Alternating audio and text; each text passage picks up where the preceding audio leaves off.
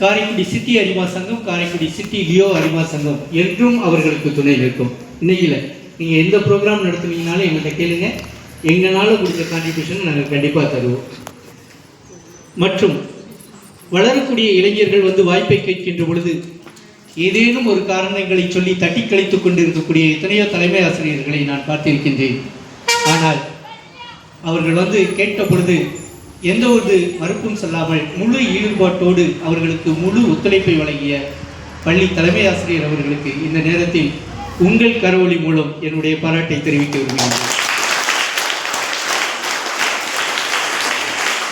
இதே போல துணை நின்ற ஆசிரியர் பெருமக்களுக்கும் வாழ்த்துக்கள், நன்றிகள். அன்பு மாணவ செல்வங்களே, உங்கள்கிட்ட நான் ரெண்டு விஷயத்தை பற்றி பேசணும். ஏன்னா எனக்கு மைக்கு கிடைச்சா, ஏன்னா நான் வந்து 2 நாள் 3 நாள் 4 நாள் வகுப்புகள் நடத்தியே பழக்கப்பட்டவன். ஆனால் இப்போ வந்து மணித்துளிகள் மிக மிக குறைவாக இருக்கிறது.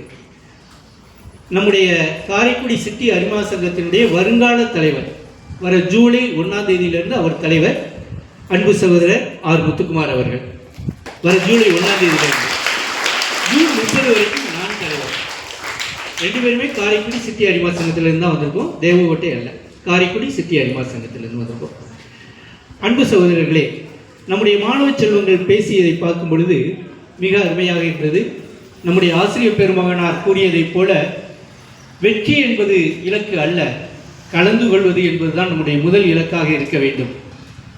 எவன் ஒருவன் வெற்றி பெற வேண்டும் என நினைக்கின்றானோ அவனுடைய முதல் முயற்சி கலந்துக்கணும்.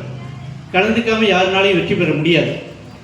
கலந்து கொள்ள விருப்பம் அப்படின்னு நீங்கள் தெரிவித்த அடுத்த நொடியிலிருந்து பேச்சு போட்டியில் கலந்துக்கிட்ட 17 மாணவர்களும் கொஞ்சம் கவனிங்க.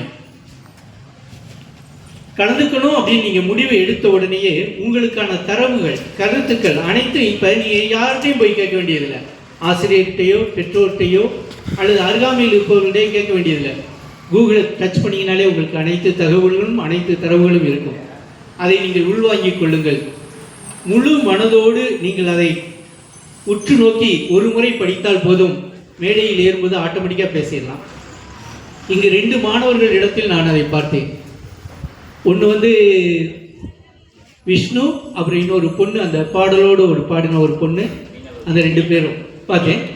அந்த ரியாலிட்டி பேச்சில் வந்து அந்த நளினம் இருக்க வேண்டும்.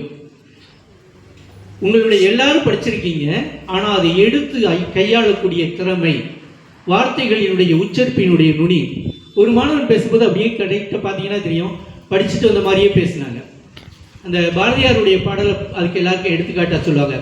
அச்சமில்லை அச்சமில்லை அச்சம் என்பதில்லையே, உச்சி மீது வாணி இடிந்து வீழுகின்ற போதிலும் அச்சமில்லை அச்சமில்லை அச்சம் என்பதில்லையே அப்படின்னு. இது வந்து படிச்சுட்டு மெமரி பண்ணி அப்படியே ஒப்பிக்கக்கூடிய ஸ்டைல். ஆனால் அதை ஒப்பிக்கக்கூடிய நேரத்தில் அதை தன்னுடைய கருத்தை மற்றவர்களுக்கு எடுத்து சொல்லக்கூடிய நேரத்தில் அந்த வார்த்தைகளினுடைய தொனி, உச்சரிப்பு என்பது பலமாக இருந்தால் மட்டுமே அந்த பாட்டு வந்து மற்றவங்கள்ட்ட போய் சேர முடியும். அந்த அச்சமில்லை அச்சமில்லை அச்சமில்லைங்கிற பாட்டை இன்னொரு ஸ்டைலையும் சொல்லுவாங்க. அச்சமில்லை அச்சமில்லை